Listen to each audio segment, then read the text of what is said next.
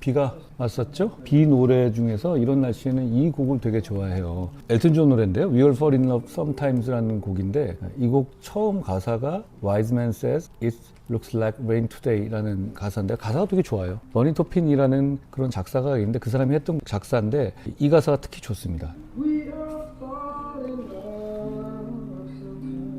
이 곡은 이 버전을 좋아해요. 제프 버클리라는 가수가 어느 라이브에서 했던 거예요. 그냥 텔레캐스터 하나로만 반주해요. 자기 혼자서. 얘가 잘 안 보이니? 얘 좀 이따 갈 거예요.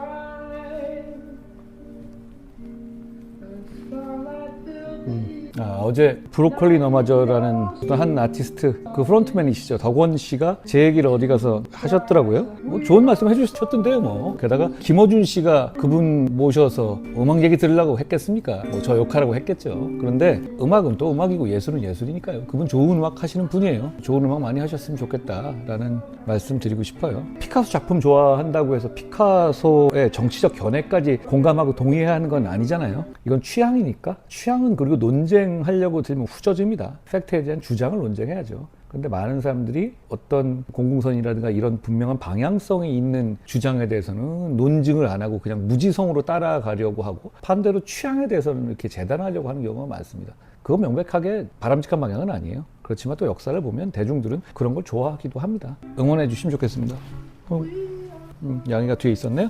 음악 자체가 정치였던 예술가 오늘 또 저녁에 제가 나갈 일이 있고 해서 얘는 둘이 싸우네요. 네. 제가 좋아하는 한국 영화들 선호도 월드컵을 해보겠습니다. 64강 갑자기 생각나는 쭉 하다 보니까 빠진 것도 많더라고요. 근데 뭐 그건 뭐 제가 뭐 이거 정하는 게 그렇게 뭐 의미 있는 건 아니니까 대충 그냥 넘어가겠습니다. 아주 오래된 영화 말고 김기영의 한염 이런 영화들 말고 이렇게 카드로 만들어 봤어요. 그냥 제가 이렇게 섞은 다음에 두 장씩 뽑아가지고 64강 월드컵을 빨리빨리 해볼게요. 재미없으면 중간에 뭐 끊고요. 이렇게 섞어서요. 뭐가 들어갈지 모릅니다. 최종 병기 활 그리고 봄날은 간다입니다. 봄날은 간다. 이영애 씨의 최고작이라고 저는 생각해요. 서진호 감독님, 유지태 씨도 연기 되게 좋았고요. 명대사가 되게 많아요. 그런데 사람들은 지금 기억하는 거는 라면 먹고 갈래요? 이걸 주로 기억하죠. 일종의 성적인 암시의 대명사처럼 말이 됐잖아요. 미국에선 그런다거든요. 요즘에 넷플릭스 보고 갈래? 뭐 이런 얘기도 한다고 해요. 실제로. 원래 대사는 제가 알기로는 라면 먹을래요? 이 정도였던 걸로 알아요. 최종병기 활은 이게 편전이라고 하죠. 애기살. 그러니까 조선시대에 화살이 길잖아요. 근데 짧은 화살인데 그렇게 되면 파괴력이 세지거든요. 그 활에 대한 이야기였고 문채원 씨 나오고 박해일 씨가 나왔었죠. 영화 자체로 보면 이 둘 중에 보면 저는 일단 봄날은 간다를 하겠습니다. 콜, 플란다스의 개 어떠신가요? 플란다스에게는 봉준호 감독의 데뷔작이죠. 배두나 씨 나왔었고 이성재 씨 나왔었고 당시 뭐 개가 없어지고 찾으러 다니고 이런 거였는데 배두나 씨가 경비실의 그 일원으로 나왔는데 저는 변희봉 씨 연기가 되게 좋았어요. 변희봉 선생이 얼마 전에 돌아가셨잖아요. 결국은 이것 때문에 이제 봉준호 감독님하고 계속 인연을 이어온 것 같아서 그 이후에 뭐 옥자나 괴물 이런 데도 계속 나오셨었어요. 이분이 개를 납치해가지고 먹으려다가 걸리거든요. 근데 거기서 보일러실 김씨 괴담이라는 거, 보일러실에 김씨가 있었는데 어떤 일이 있다가 이 보일러실 뒤에 시체를 묻어놨다 뭐 이런 얘기를 하면서 눈치고 그냥 했던 그 장면이 기억나는데요. 콜은 뭐 전종서, 박신혜 이분이 나왔던 최근 넷플릭스의 공포 영화인데요. 이건 전종서의 영화입니다. 재밌었어요. 저는 이 중에서는 플란다스의 개를 하겠습니다. 다음은 끝까지 간다 하고 남자 사용 설명서입니다. 남자 사용 설명서라는 영화는 오정세 배우의 코미디의 광팬입니다. 이분이 하는 영화는 다 좋아요. 우리나라에서 코미디를 되게 잘하는 배우들이 계시잖아요. 임창정 씨도 굉장히 잘하시고 신하균 씨도 은근히 잘하시고 유승용 씨도 잘하시죠. 그런데 저는 오정세라는 이 분의 코미디가 제 주파수가 되게 맞더라고요. 여기 이제 이시영 씨랑 같이 나오는데 이거 굉장히 재밌어요. 보통 이런 코미디 영화 하면 한두 개 터지잖아요. 많이 터지면 서너 개. 근데 이거는 이 사람이 하는 것들은 전 다 웃겼어요. 특히 엘리베이터 씬이라든가 콘도에서 도망가다가 차 안에서 잡히는 씬이라든가 이거 되게 웃깁니다. 끝까지 간다. 조진욱 씨 나오고 이선균 씨 나오고 했던 형사물이잖아요. 이거를 다른 나라에서 리메이크한 것도 있었는데 이 영화가 왜 좋은지를 그거 보니까 알겠더라고요. 저는 이선균이란 배우를 되게 좋아했어요. 그리고 이선균 배우님이 그렇게 일찍 가신 거를 정말 안타깝게 생각합니다. 너무 연기도 잘하시고 영화들도 잘 고르셨고요. 오랫동안 기억되는 장면이 이런 걸 거예요. 그 조진웅 씨가 이선균 씨 갑자기 따귀 때릴 때 되게 막 푹푹 때리잖아요. 그런 장면도 기억날 것 같고요. 영화 자체는 되게 좋았습니다. 그런데 저는 이 둘을 고르자면 저 이선균 씨 다른 영화도 좋아하니까 남자 사용 설명서 이거 고르겠습니다. 가만히 생각하면 아는 김원구시라. 그 이선균 씨 갑자기 생각나니까 이선균 씨가 나의 아저씨라는 드라마에도 나왔잖아요. 근데 거기서 이 노래를 불렀어요. 아득히 먼 곳이라는 노래였어요. 허전하니 내 맘에 눈물 적시네. 노래 되게 잘하시더라고요. 목소리도 워낙 좋으시니까. 근데 저는 이 노래 원래 아는 노래였거든요. 80년대 노래인데 많은 사람들이 이제 송골매 노래로 아는데요. 그 송골매 리더이신 구창모 씨가 불렀던 건 맞아요. 나의 아저씨에서는 그 자기 아지트의 술집에서 부르는 거죠. 이선균 씨가 직접 부릅니다. 근데 이거는 84년에 이승재라는 가수가 불렀던 거예요, 원래는. 근데 작곡은 아마 이게 구창모 씨 작곡일 겁니다. 그러니까 송골매 곡이라고 먼저 한 것처럼 생각하는데 사바하. 그때는 맞고 지금은 틀리다. 전 홍상수 감독 영화를 좀 좋아하는 편이에요. 홍 감독 영화는 영화가 많잖아요. 많은데 전체가 그냥 한 편 같아요. 다 어떻게 보면 비슷한 얘기를 하지만 어떻게 보면 또 지루하지 않게 하긴 대단한 감독인 거예요. 근데 제가 홍상수 감독 좋아한다고 하고 페북에도 예전에 검사할 때도 올리고 하니까 나중에 누가 그러더라고요. 아, 너 홍상수 감독 좋아한다고 하는 거 좀 그런 얘기 밖에 하지 마 이러더라고요.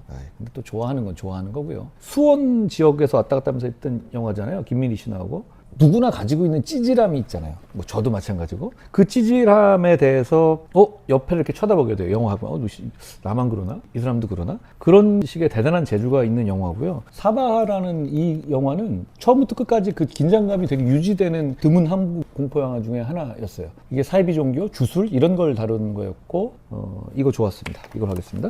다음을 김씨 표류기 그리고 연애 빠진 로맨스. 김씨 표류기는 2009년 영화인데 정여원 씨 나오고 정재혁 씨 나온 영화죠. 어떤 남자가 어떻게 자살 시도하다가 밤섬이라고 있잖아요. 저 서강대교 앞에 있는 거. 거기로 표류하게 돼요. 거기서 근데 이제 살고 싶어진 거예요. 그런데 히키코모리인 여성이 그 사람을 관찰하고 이 사람은 살고 싶은데 근데 막상 거기서 자기를 알아보지도 못하고 구해내지도 못하는 거예요. 당시 시대는 이제 나중에 싸이월드 얘기도 나와요. 아, 그러고 보면 2009년만 하더라도 페북이나 인스타가 아니라 싸이의 시대였구나 생각을 하기도 하는데요. 거기서 이제 이걸 보게 되면 많은 사람들이 짜파게티를 되게 맛있게 끓여 먹었을 거예요. 거기 짜파게티 쓰레기를 가지고 이 사람이 짜장면을 만들어 먹거든요. 이게 영어 제목이 캐스터웨이 온 더 문이더라고요. 김씨 표류가 갑자기 큰 의미가 없는데 왜 영어로 이름을 그렇게 졌지? 라고 생각했었습니다. 달에 대한 음악이 되게 많아요. 폴카 도스 앤 문빔즈라고 되게 낭만적인 재즈 넘버인데요. 제가 좋아하는 버드 파웰이라는 아주 천재 음악가가 있어요. 재즈 음악가인데 전 이 버전을 좋아합니다. 틀어놓고 할게요. 그리고 이 연애 빠진 로맨스. 전종서 씨 나오고 손석구 씨 나오는 좀 센 19금 얘기 나오는 그런 얘기예요. 그런데 저는 이 감독을 되게 예전부터 봐왔거든요. 정가영 감독이라는 젊은 여성 감독이에요. OTT를 보는데 이 정가영 감독이 만든 이 단편들이 쫙 있는 거예요. 그냥 우연히 봤어요. 근데 너무 재밌어요. 그러니까 너무 적나라하고 너무 재밌고 되게 뻔뻔합니다. 이 영화에서도 그런 느낌들이 좀 나오잖아요. 그런데 단편이 더 재밌어요. 단편에는 이 정가영 감독님이 직접 출연하거든요. 정가영 감독님이 장편을 조금 더 만들었으면 좋을 것 같아요. 그러면 저는 무조건 가서 봅니다. 김씨 표류도 센데 연애 빠진 로맨스를 하겠습니다. 이야, 이건 약간 명작들이 걸렸는데요. 족구왕과 개들의 전쟁입니다. 족구왕은 안재홍 씨 나오고 박호상, 황승원 이런 분 나온 건데 복학한 사람이 족구하는 그런 영화인데요. 우유팩 차는 에피소드가 나와요. 거기 보면 여자분이 자꾸 밟고 그러는데 제가 대학 다닐 때 우유팩을 차는 게 되게 일반적이었어요. 왜 그런지 모르겠지만 서울우유에 커피 우유팩을 2개 합쳐서 이렇게 뻥뻥 차는 걸로 굉장히 열심히 찼어요. 잘 차기도 했어요. 저도 굉장히 잘 찼어요. 한 30-40분 왔다 갔다 해요. 그럴 정도로 제기 차듯이. 안재홍이라는 배우가 여기서 확 그 다음부터 굉장히 잘 되시더라고요. 이 개들의 전쟁, 김무열이라는 배우 그리고 진선규 씨가 무명일 때 나오고 그랬는데 시골 동네 양아치들 얘기거든요. 되게 좀 잔인하기도 하고 찌질하기도 하고 뭐 그러기도 한데 저는 여러 번 봤어요. 저는 여기서 개들의 전쟁 하겠습니다. 건축학개론 그리고 와이키키 브라더스입니다. 건축학개론은 수지 씨 나오고 뭐 이 영화에 대해서 뭐 이러쿵 저러쿵 얘기하는 사람들도 많잖아요. 유연석 씨 일종의 데이트 강간 같은 거를 합리화한 거 아니냐 이런 식으로 얘기하는 사람도 있는데 뭐 그래 보이지는 않고요. 조정석 씨의 키스에 대한 손 비비고 하는 그 애드립 전설의 애드립이 나온 영화기도 하죠. 그리고 제주도에다가 집 짓는 거잖아요. 처음에 수지 씨고 대학 때 그리고 나중에 이제 30-40대가 돼서는 한가인 씨로 나오는데 그 한가인 씨가 지은 그 집의 위미 쪽에 있거든요. 그 집을 일부러 구경하러 찾아갔었어요. 영화를 위해서 만든 집이어서 집을 허물고 지금 같은 모양으로 카페를 만들어서 하고 있더라고요. 그 다음에 가봤는데 그때의 기분은 안 났었습니다. 와이키키 브라더스 임순례 감독의 작품인데요. 무명 밴드에 관한 이야기잖아요. 이열 씨라는 분이 나오고 황정민 씨 드러머로 나오고 그리고 유승범 씨도 나옵니다. 특히 마지막 부분에 오지혜 배우가 사랑받겠 눈물 나를 부릅니다. 그 밴드가 이리저리 찢어지고 흩어지고 해가지고 결국은 기타 친 이열 씨하고 키보드 하는 박원상 씨 이 둘만 밴드로 됐고 밤무대에서 오지혜 씨가 무대 의상을 입고 이 노래를 부르는데 그 장면이 없었으면 이 영화는 그렇게까지 안 좋았을 것 같아요. 서로를 바라보는 표정 자체가 영화를 모든 걸 말해줍니다. 유승범 씨가 나이트클럽에서 아가씨라는 곡 있어요. 신나는 곡 있잖아요. 그거를 되게 양아치스럽게 부르는데 너무 재밌게 잘 불렀던 기억도 납니다. 건축학회는 너무 좋고 제가 제일 좋아하는 연애 영화이긴 한데 전 여기서는 와이키키 브라더즈 하겠습니다. 곡성, 달콤한 인생.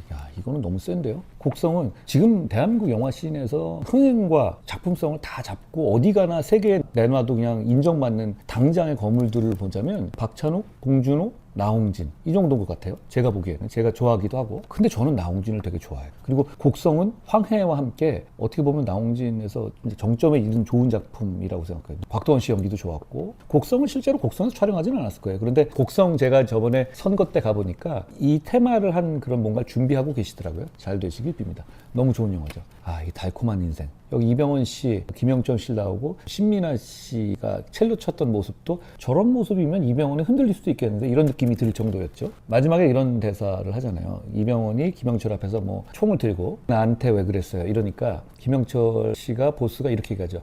넌 나에게 모욕감을 줬어. 근데 제가 더 좋아하는 데서는 그 다음에 아니 그런 거 말고 진짜 이유를 말해봐요. 이렇게 얘기를 한다고요? 제가 이재명 대표 체포동의안을 법무부 장관으로서 스피치를 하고 그때는 아마 아슬아슬하게 처음에는 부결이 됐을 겁니다. 그때 김한규 민주당 대변인께서 스피치를 너무 강하게 해서 오히려 역효과가 난 거다. 뭐 이런 얘기를 민주당 의원들이 도발한 거다. 나오면서 기자들한테 딱 요 영화가 떠올라서 그런 거 말고 진짜 이유를 말해보라고 얘기해달라. 뭐 이렇게 제가 했던 기억이 나는데 이건 진짜 고민되네요.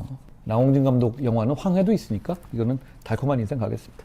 박쥐와 경주. 요 경주는 장률이라는 중국인이죠. 조선족이라고 보통 얘기하는. 근데 이 영화의 주인공은 무덤들 같아요. 봉황대라고 있잖아요. 능 위에 나무들이 있는 거기 밤에 가는 장면들 이런 거 참 좋아합니다. 신민아 씨 그리고 박해일 씨가 나오죠. 박해일 씨가 신민아 씨가 운영하는 찻집에 가서 거기에 옛날에 자기가 봤던 추나가 어디 있느냐 이렇게 묻는 그런 아주 중요한 모티브는 아닌데요. 그렇게 이제 얘기가 지나가는 거예요. 박해일 씨가 황차를 시켜요. 이거 뭐지 싶었어요. 나중에 알고 보니까 이게 그 숙성 정도라든가 산화 정도에 따라서 하는 차인데요. 중국 차. 우리나라도 이 차가 있습니다. 그 이후에는 어떤 전통 찻집을 제가 미팅하러 많이 다녀요. 근데 가면 뭐 거의 100% 황차를 시켜요. 조금 부드럽더라고요. 근데 그러고 보니까 초창기에는 신민아 씨가 아니라 양민아 씨였어요. 제가 그걸 기억해요. 그 이름을 갑자기 신민아 씨로 바꾸길래 왜 그랬나 했는데 나중에 와서 제가 영화 잡지에서 보니까 당시에 버거소녀 있죠? 양미라 씨. 그분이 굉장히 유명해서 이름이 겹치는 것 같아서 바꿨다. 이런 얘기를 제가 들은 바가 있습니다. 박찬욱 감독의 작품은 저는 솔직히 나홍진이나 봉준호 감독만큼 막 대중성이 있어 보이지는 않아요. 조금 사람을 더 불편하게 하죠. 이 박쥐도 그런 면이 있는데 저는 이 박쥐를 아주 좋아합니다. 제가 김옥빈 배우를 좋아하기도 하고 특히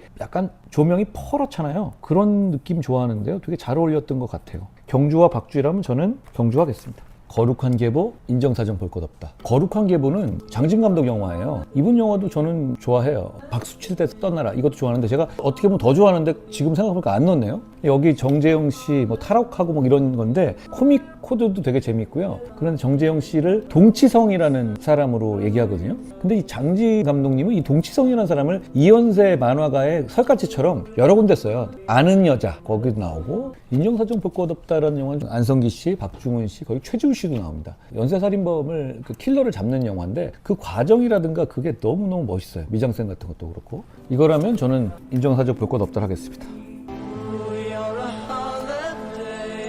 근데 이 영화에서 제가 부산을 굉장히 좋아하잖아요. 부산에 중앙동 40계단이라고 있어요. 거기서 비 올 때 비지스의 홀리데이라는 노래가 흐르면서 낙엽이 지고 칼로 찌르고 이런 장면이 나는데 그 장면이 굉장히 멋있거든요. 중앙동 40계단에 제가 자주 갔던 기억이 납니다. 범죄도시 1 그리고 추격자입니다. 여기도 세네요. 좀 섞어야 되겠다. 이거 왜 이렇게 됐지?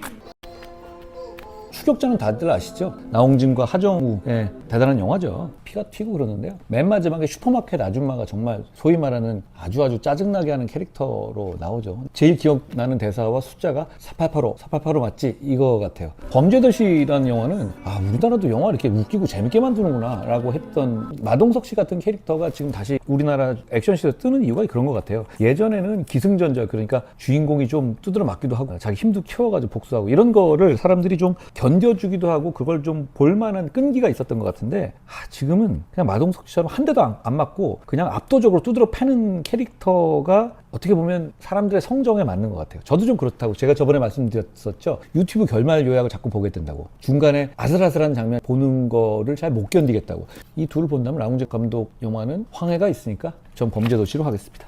같은 해에 나온 두 글자잖아요. 마더와 차오입니다. 마더 김혜자 배우님이 나온 거고 봉준호 감독의 지금까지 최고작이 아닐까 싶어요. 그러고 보니까 원빈 씨는 왜 영화 안 하시는지 모르겠어요. 연기 잘하시는데 여기서는 원빈 씨가 주인공이라기보다는 뭘 나오죠. 주인공은 단연코 김혜자 선생이시죠. 처음하고 끝에 이제 김혜자 배우가 이렇게 춤을 추잖아요. 대단한 장면이에요. 저는 그거 완벽했습니다. 이분 천재 같아요. 봉준호 감독은. 이거 얘기하면 또 왜 좌파 칭송하냐 이러겠지 예술에는 그런 게 없어요. 잘하는 사람을 즐기고 전 예술이 그런 거라고 생각해요. 제가 나홍진 감독을 좀 더 좋아하지만 봉준호 감독은 특히 마더는 대단하다고 생각해요. 차오라는 영화 아세요? 정유미 씨 나오고 엄태웅 씨 나오고 윤재무 씨 나오고 이런 건데 살인 멧돼지 잡는 영화예요. 너무 웃겨요. 이거는 저는 약간 컬트적으로도 될 수 있는 영화였다고 생각해요. 근데 차오가 마더를 이길 수는 없네. 살인의 추억과 격전전.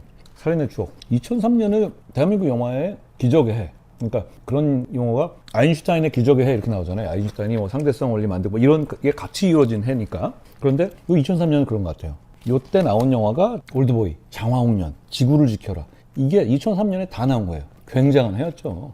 박해일 씨. 그리고 그 대사, 보통 이제 오래 남는 영화가 밈이 될 만한 확실한 대사가 있으면 더 그렇잖아요. 밥은 먹고 다니냐. 우리가 밥 먹고 사는 인간으로 남아있느나 이건 굉장히 오래 남을 대사 같아요.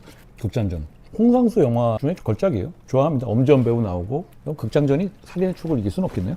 신세계, 주홍글 씨. 신세계는 여러분 아시다시피 이정재, 최민식 배우 나오는 정말 한국형 느와르의 대단한 히트작이죠. 박훈정 감독 영화였는데 제가 조폭 이런 거 하는 수뇌부에 있어 봤잖아요. 반부패 강력부장이 그런 건데 아주 중요한 사건이라든가 이런 것 같을 때는 이런 프로젝트 이름을 가끔 붙이기도 하더라고요. 이 신세계라는 제목이 골드문이라는 그 범죄 집단을 잡기 위한 거기다가 사람을 심고 그거를 접수하기 위한 프로젝트 신세계라는 이름에서 시작된 거잖아요. 영화에서. 이 배우를 알잖아요. 그 동창이고 친구고 그래서 그 친구한테 물어봐서 이거 신세계는 투 하면 이거는 대박일 것 같은데 왜 안 하냐 그랬더니 나중에 안 그래도 박훈정 감독이랑 이정재 캐릭터가 살아남아 있잖아요. 나중에 이제 나이가 들었을 때 버전으로 한번 해보려고 얘기한 적 있다 하더라고요. 그런 거 신세계 2 나오면 참 좋을 것 같아요. 이 둘이면 신세계 가겠습니다. 복수는 나의 것 그리고 파이란. 복수는 나의 것은 박찬욱 감독의 복수하는 그런 시리즈물 있잖아요. 복수는 나의 것 2002년이면 1년 단위로 가요. 2003년에 올드보이, 2004년인가 5년인가에 친절한 금자씨.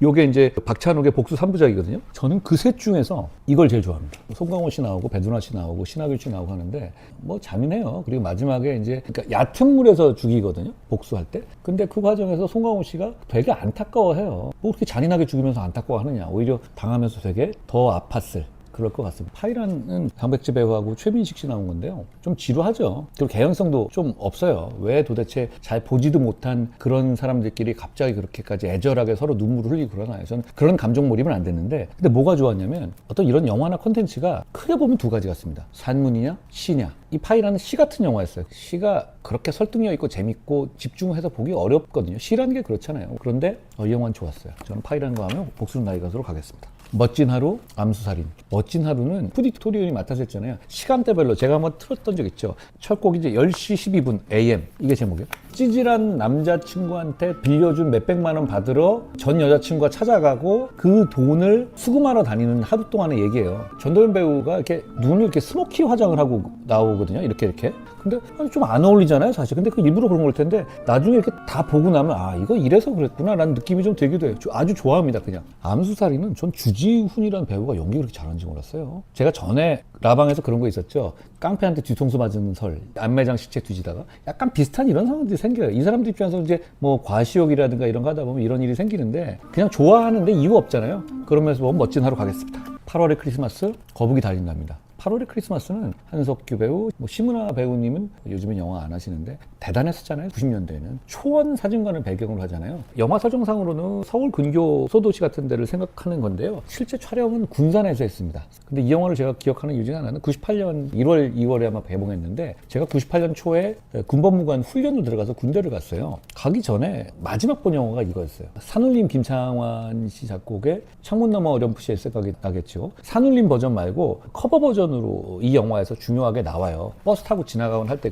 나오거든요. 그 곡이 머릿속에 계속 돌았던 기억이 납니다. 거북이 달린다는 정경호 씨 나오고 막 잡으러 다닌 거잖아요. 신창원을 모델로 한 신추귀모란 사람을 잡으려고 동네 무도인화를 갔었을 때 막 무술 배우는 장면들이라든가 허세 부리는 장면들 재밌어요. 근데 남자들의 허세는 좀 짠하기도 하고 확실히 이 웃음을 가져다 주는 것 같아요. 이 둘로 본다면 8월의 크리스마스로 가겠습니다. 근데 우리 탄이는 어릴 때 이제 얘를 데리고 왔는데 요만하잖아요. 그런데 처음에 얘가 되게 깨물었어요. 고양이들 입장에서 이빨이 간지럽잖아요. 그러니까 막 깨무는 거가 생겨요. 그리고 제가 이렇게 막 대주고 하니까 그게 재밌는 줄 알고 깨무는데 그게 되게 아파요. 이빨이 작아서 오히려 더 날카로운 것 같기도 하고. 그러니까 어릴 때 엄마라든가 다른 고양이들하고 생활을 본 적이 없어요. 그러다 보면 지가 다른 사람들이나 고양이들이 깨물었었을 때 그게 아프다는 걸 얘는 잘 모르는 거예요.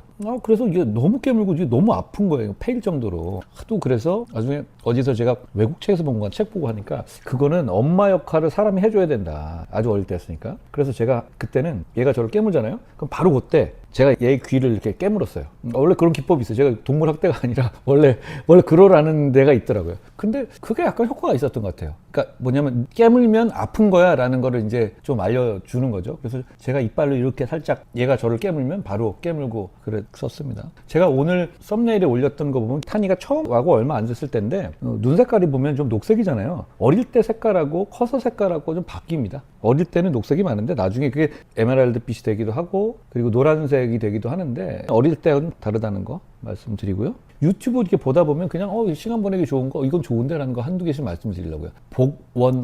복원왕이라고 있어요. 옛날 사진들 있잖아요. 100년 전 사진, 50년 전 사진 이런 사진들이라든가 화면들을 비용을 들여서 복원을 하더라고요. 칼라로. 그래서 하는 건데 꽤 공을 들이는 유튜버 같아요. 한번 보셔도 괜찮을 것 같아서 말씀드립니다. 그래서 핫도그 시킨 게 와서 먹겠습니다. 앞으로는 그래도 비교적 시간 될 때마다 조금 자주 하려고 해요. 스타일리스트? 뭐 그런 게 있겠습니까?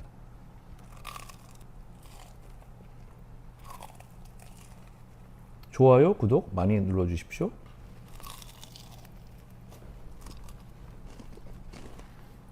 전작권에서 제가 글을 썼었는데 원칙적으로 보면 주권국가가 군사적인 작전이라든지 이런 문제에 있어서 완전한 권한을 갖는 게 당연히 맞아요. 그거를 그런 식의 논쟁을 하자는 게 아닙니다. 그런데 현실적으로 보면 대한민국이 지금까지 이 자리에 오기까지 정말로 중요한 몇 번의 장면이 있었다고 제가 자주 말씀드리죠. 그것 중에 분명히 들어가야 될 것이 이승만 대통령의 농지개혁입니다. 그게 지주를 없앴어요. 산업화에 사실상의 길을 텄어요. 둘째가 뭐냐면 한미 상호 방위 조약이에요. 한국과 미국이 서로 상위를 누가 누구를 침략하면 도와준다는 거예요. 미국이 역대로 그런 걸 맺은 적이 없습니다. 우리같이 진짜 아무것도 아닌 나라와 그건 이승만 대통령이 그냥 배짱 부리고 벼랑 끝 전술하고 이런 과정에서 세계의 흐름을 읽었던 거예요. 근데 그게 어떤 의미가 아니면 주권적으로 뭐 자존심 문제를 떠나서 우리 대한민국이 국방에 대해서 써야 될 비용의 총량을 드라마틱하게 낮춥니다. 그러니까 뭐냐면 우리나라랑 전쟁하는 것 이퀄 미국이랑 전쟁하는 것 이런 등식을 만들어버린 거예요. 그게 대단한 겁니다. 우리나라랑 전쟁하는 것 이퀄 미국이랑 전쟁하는 것 이런 등식을 만들어버린 거예요.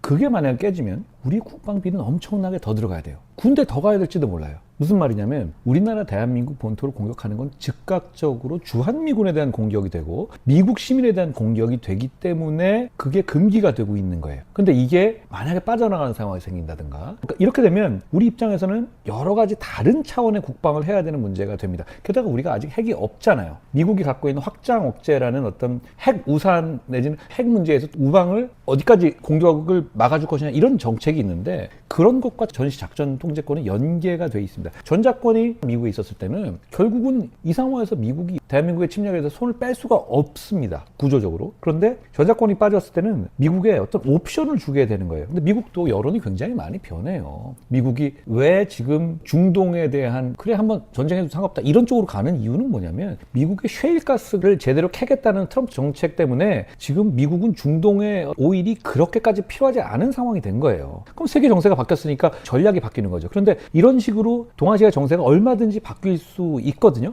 특히 트럼프 행정부는 아시아 프라이어리티, 그러니까 중국에 대한 견제에 모든 걸 집중하고 있어요. 그러면 전자권 문제를 지금 이 시점에서 그렇게 건드린다는 건 위험한 행동이에요. 그래서는 안 된다. 그리고 전자권에 대한 논의가 분명히 이 정부에서 있었어요. 그런데 제 메시지가 낸 이후에 조금 물러섰던데 더 물러서고 외부로 공표되면 안 된다. 가뜩이나 미국은 지금 이재명 정부를 친중 정부로 인식하고 있는 걸로 보여요. 그러면 그 문제를 엄청나게 가속화시킬 것이다 라는 말씀을 드립니다.